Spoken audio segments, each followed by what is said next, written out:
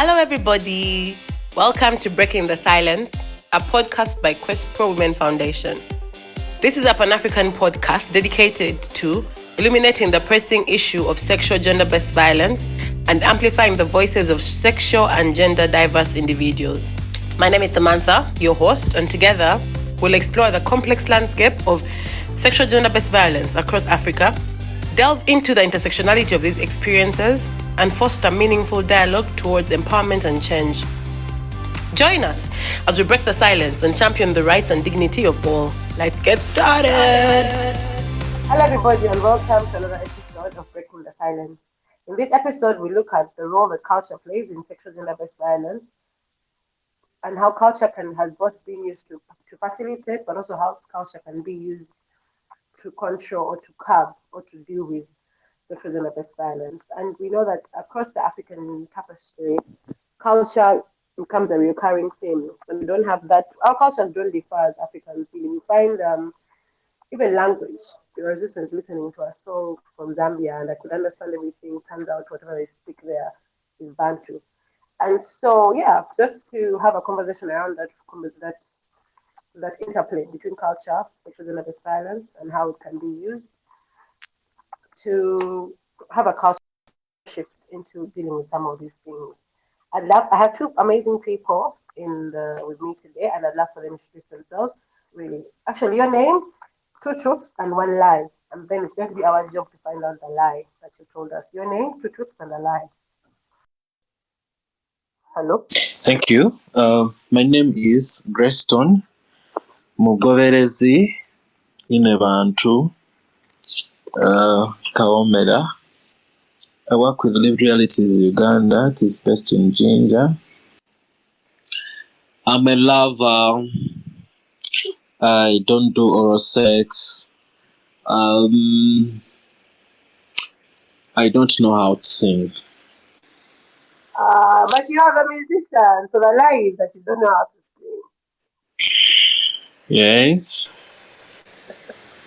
Yes, the other person on the call, please introduce yourself, your name, and anything else you want to say.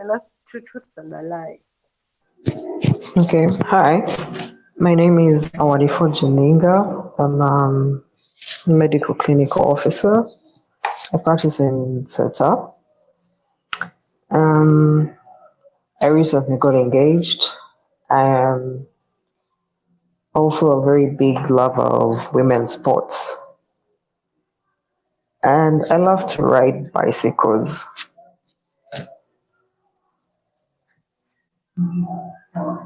That's me. I do not think you recently got engaged. Is that the lie? Is the lie that you recently got engaged? That was quick. Yep. You forget I know your love life. Okay, so Stone, you mentioned that you're from Jinja. Jinja is from rural Uganda, right? Yeah, it is. Tell us about the culture there, especially around sexuality and gender. I think Jinja is also like other areas. I'll talk about like Buganda. We have a king. Recently we got an Inebantu. An Inebantu, it's a title given to the queen. So in Busoga, our queen is called Inebantu. So we really believe in this culture. And in Jinja, the things that I believed, for example, before, men were highly respected. The jobs that were supposed to be for strictly men, and then before, ladies were not eating chicken, saying that men are not supposed to women are not supposed. But also, there are different roles specifically attached to genders, whereby that even when we're just growing up, of course, you'll be taught that cooking, maybe washing utensils, such jobs are for girls at home. But then for boys, you're supposed to go fetch water, you're supposed to go do this other work, energetic work. Because it was even weird to see a boy kneeling down, or to see a boy cooking, because those such jobs are believed to be for men. But also here in Jinja, actually, in some areas up to now, most ladies don't work because it's believed that ladies are supposed to be home as housewives, and then the men are supposed to go hustle out. So that has also increased a lot of poverty. So these girls who are growing up with a mother who is a housewife, they'll also, a few will go and work, but still they'll grow up with this thing that I'm supposed to be a housewife. Then I'll talk about education. Priority is given to boys. And in some families here in Ginger, when a girl clocks 15, 16, they'll be expecting them to go and get married, because marriage is a priority to girls, and because they'll be bringing dowry to the family. So by 16, by 15, they invest little money in you, believing that for you of marriage, you shall do waiting for a man to come, and then they bring dowry and you go off. Yeah, that's what I can say. But also dressing code, talk about much respect. Like everything is attached to culture. Everything is attached to culture. Everything that are done here is attached to culture. But still, women kneel down while they're greeting their husbands. Still, men. Some men actually, it's not about being a Muslim, but men down there are getting over 3, 4 wives and putting them in the same room, because it's kind of believed that want to be a man, he has to be having a lot of wives. Yeah, so that's how our culture looks like. But also believing that much respect in our kingdom, and still doing copy and paste of what happened earlier with ATS. Yeah, that's what I can say.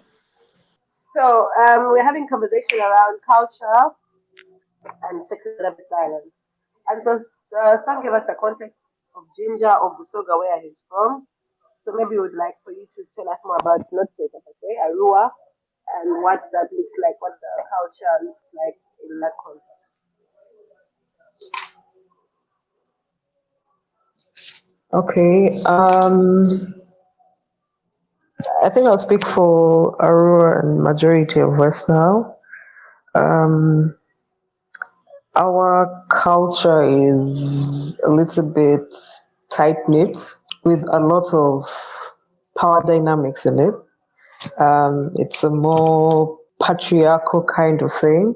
A lot of how we live, how we do things we do is dictated by, can I say, gender assigned responsibilities and all that. Many times, women are in the background of a lot of things that happen because we have, the role of reproductive role, childbearing, nurturing, and all that.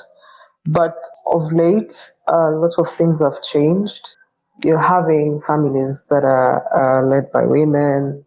You're having families where the single parents, and many of them are women. Women are taking on a lot of responsibilities, but we still practice a lot of things we practice are still more towards that are leaning towards the patriarchy are supposed to just follow suit. So with very little room to allow them growth or allow them be themselves. So a lot of freedom is given to men to do what they want, how they like, but women are a little bit restricted to do a lot of things. Okay, so when you look at the norms, is there any traditions that have encouraged, that have perpetrated violence against women, especially women that do not conform to the sexual and gender frames of the nations, of the communities? I'll talk about that. If I got the question well, you said some cultural beliefs that have influenced violence towards women, especially the sexual minorities. I'll talk about that. It's believed that a woman, to be fully a woman, they're supposed to have children. They're supposed to be in marriage. So some families go ahead and force some individuals to get married, and then because people want to please their families, and because people want to have children, but when it's not their will, so they end up going with some men maybe that the parents have suggested or the families have proposed, and then they go in these marriages just because they want to please their families. And then in the process, when they're there, you can't pretend throughout. So some end up being violated by these men. They cannot express out themselves. They can't do what they want. And because they are fulfilling the norms and the traditions and then the family demands, they end up being in this marriage and end up being violated. But also, they end up facing a lot of discrimination and violence due to their sexual orientation, which is often seen as a threat to traditional gender roles, because the gender roles that are attached to women and then you're a queer person, it can't come out. There's also another challenge that is faced maybe by activists. I talk about activists that are queer, but they are women, including resistance from traditional leaders who uphold harmful practices, insufficient legal protections, and there may be social stigma, because these women are often marginalized, making it harder for the activists to advocate for their rights and protection. Also, communities in Ginger can also initiate cultural shifts by engaging local leaders in dialogue. But also, when they try to do this, still, if you're out and you're an activist, it's really hard to do this. It's really hard to do this. So you can't respect culture. It's believed you cannot respect culture. You can't believe in culture if you're a queer person and also a woman. Yeah, thank you. When it comes to culture and tradition, I'll give an example of myself. I physically don't look like a woman because I have facial hair and all of that. But also, how I carry myself along is not what a typical woman is like in my culture. Because in my culture, a woman is defined as this grounded person, supposed to look a certain way, supposed to behave a certain way, which for which I don't tick those boxes, and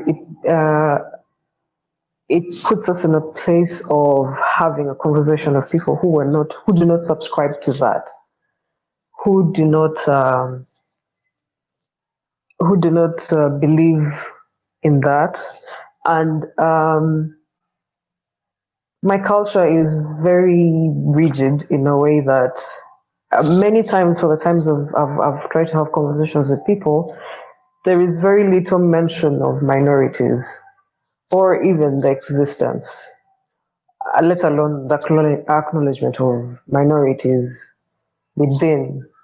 And for people that are minorities, they often are not included as part of the culture.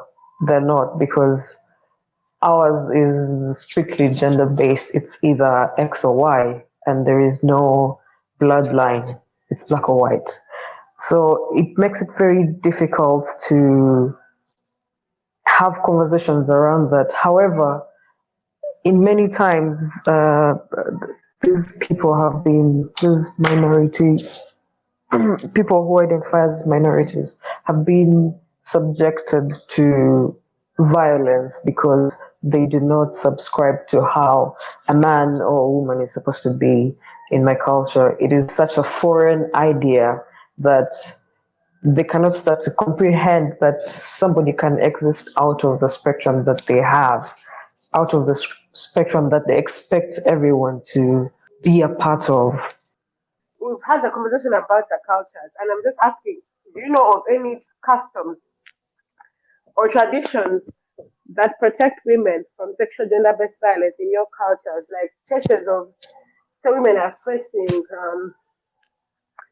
gender-based violence? Are there like customs that protect them? Or when you're abusive, this is what happens to you? Things like that in your culture. And I guess Tom can go first.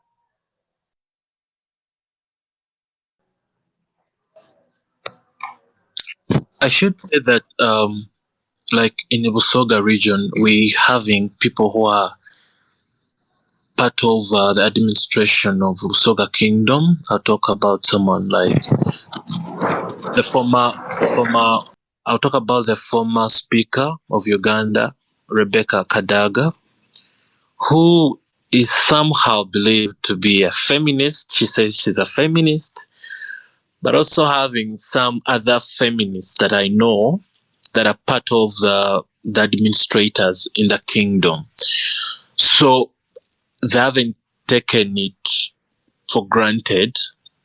At least they have tried to protect some women from GBV.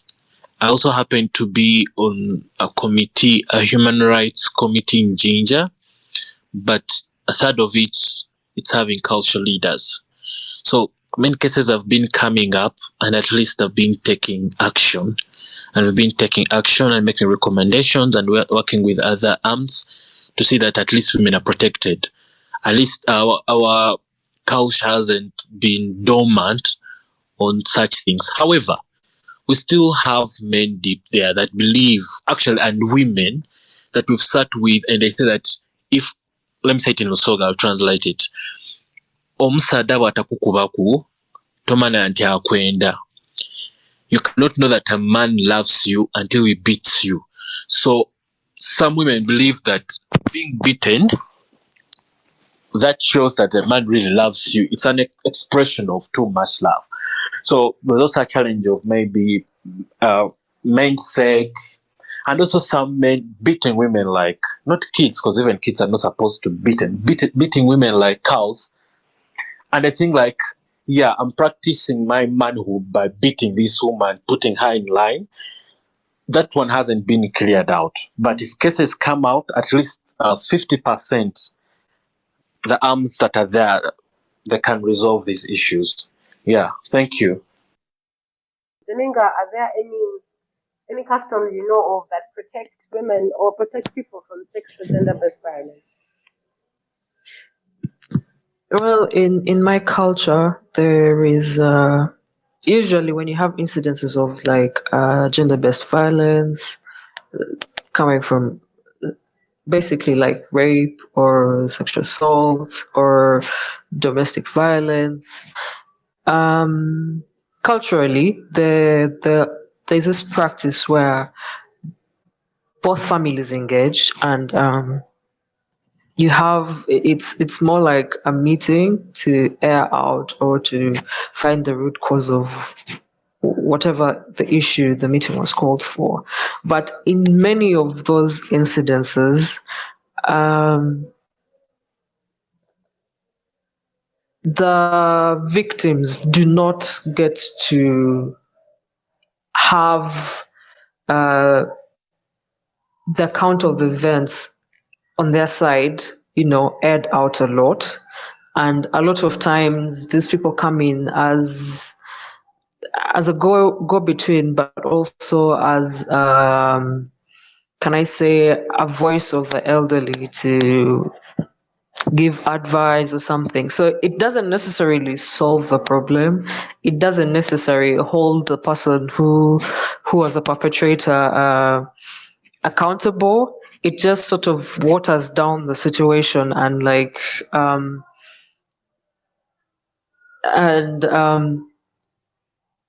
in such an event, it doesn't stop such a thing from happening again, because there'll be another gathering, and it will end in, oh, you should give this one's parent, I don't know, 3 goats, or you should slaughter a sheep, and all of this thing is done.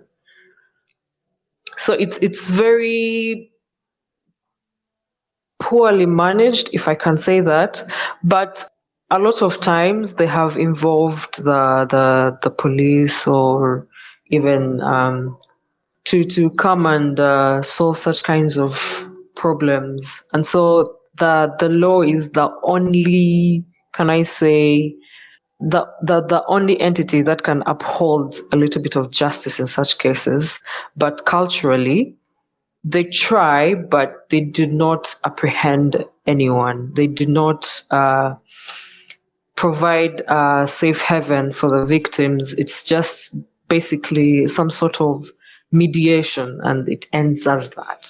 Actually, this conversation is a trigger for me because I lost a friend of mine who's in the best violence. She was murdered by her husband, and these people were willing to accept 6 cows for her. Is it 6 cows for her? Yeah.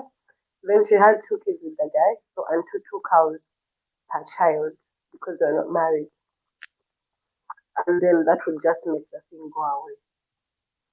That is true. They would have paid the crime. They would have paid for the crime according to the culture. And so those are the kind of customs that I think about when I think about how culture itself perpetuates or facilitates sexual gender-based violence. But I know also about cultures that protect. These are Maasai women who beat up, who are vigilant. There's another group that beats up rapists. They bundle you up and they beat you up, like like these flying kick people we have in Uganda currently. So I guess across the African continent, there's a lot of but also, if we go back to our roots and we're tracing the far length of culture and sexuality or even gender identity, we hear about the Angoni soldiers who are both female identifying, even if they were presenting as male, and how society protected them and how they were given to the soldiers to protect them in war so that they can fight well, but also know they have somebody they can always come back to at the end of the day. And so, when you look at the tapestry of African culture throughout the whole, um, from different cultures across the continent, we realize that, of course, a recurring theme is one of the things that um, really makes this an issue is the gaslighting that is hidden in the whole reconciliation as an issue. The first thing they talk about, oh, let's talk and you bring the person, let's reconcile. They've not seen the trauma that is involved in sitting with your abuser and saying, this is what you did to me. Sometimes some things are so deep that you cannot even have a conversation with the person. Or the culture of everything can be settled. They start giving you cows and goats and whatnot. And so for me, when I hear all of you speak, I really I'm very much I think about the different cultures and how we've seen them every day perpetuate violence, how we've seen them protect abusers, enable even, go as far as enabling abuse to women. And then when it comes to gender minorities, it's a whole other, you know, I've seen cultures say this is not our culture, and then there's a case I worked on where a whole clan, organized corrective rape for their daughter to fix them from their being a lesbian, and that's sexual gender-based violence, and it's being done by people who are very close to you.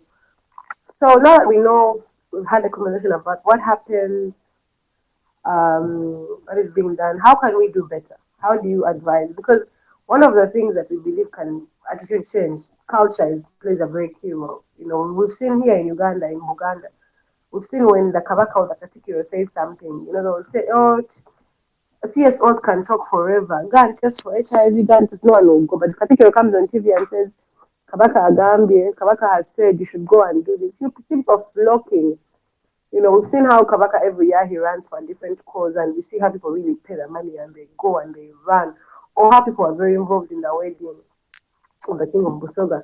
So how do we think we can leverage these cultural institutions, these cultural beliefs that we have to shape a better space, especially for women and other gender minorities around sexual gender-based violence? I think there's been a lot of effort put towards sensitization, especially when it comes to things like gender-based violence, um, things like domestic violence, but very little has been done, especially when it comes to like sexual minorities. It's evident that there are very many cultures that do not recognize them. There are very many cultures for whom this is very foreign, and that's okay. but these things continue to happen in our daily lives. It's very hard to strike up a conversation with maybe an elderly person talking about gender diversity. It's very difficult, and we're so can I say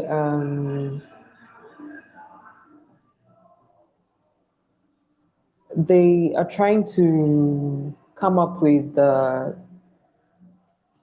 I wouldn't call them laws or such, but like common governing principles which hold people accountable, but also which sort of give women a safety net, uh, especially those who have been victims and those who could be victims, a safety net of protection by one taking the responsibility to hold perpetrators accountable even beyond just what cultural limitations would have them do. And it has been such a great thing to witness in this day and time because it is, like I said, women are most times are victims to these things. So it's very hard for, it's quite empowering for a victim to take that kind of step forward to empower themselves like that. I think this basically comes to the end of our conversation. So maybe to talk about our parting shot.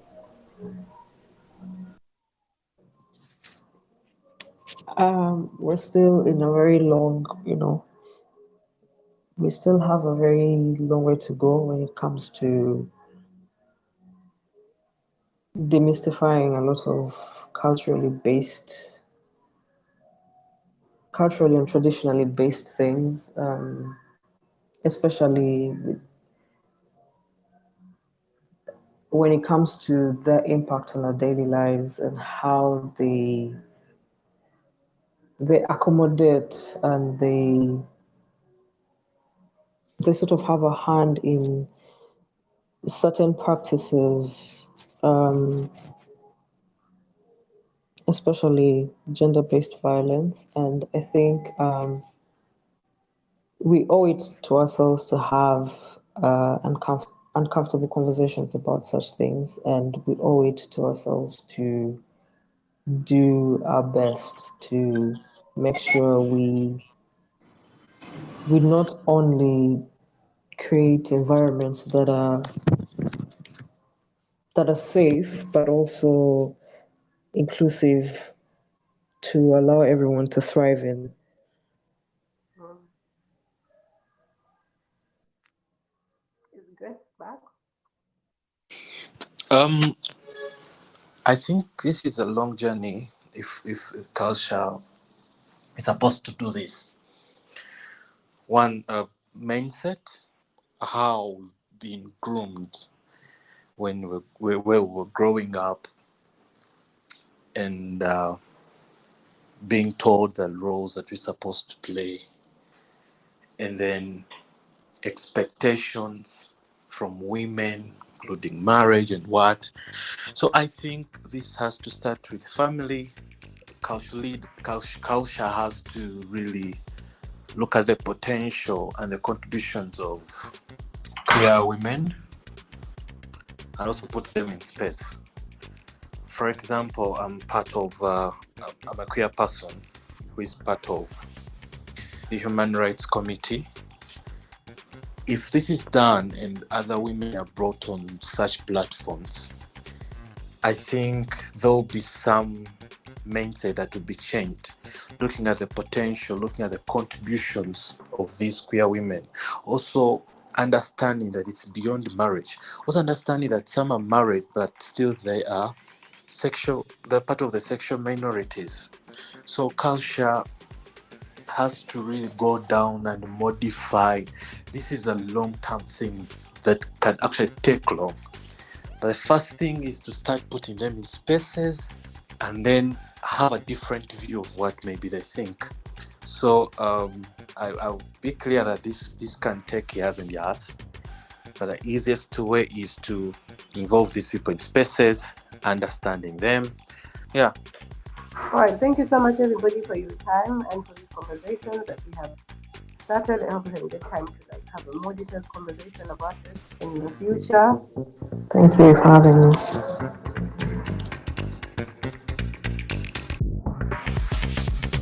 Thank you for joining us on this episode of Breaking the Silence. We hope today's conversation has inspired you to take action and advocate for the rights and safety of sexual and gender diverse individuals across Africa. Remember, change begins with awareness, empathy, and collective effort. Be sure to subscribe and tune in for our next episode, where we'll continue to explore the many facets of SGBV and work together towards a future free from violence and discrimination. Until then, stay informed, stay engaged, and keep breaking the silence.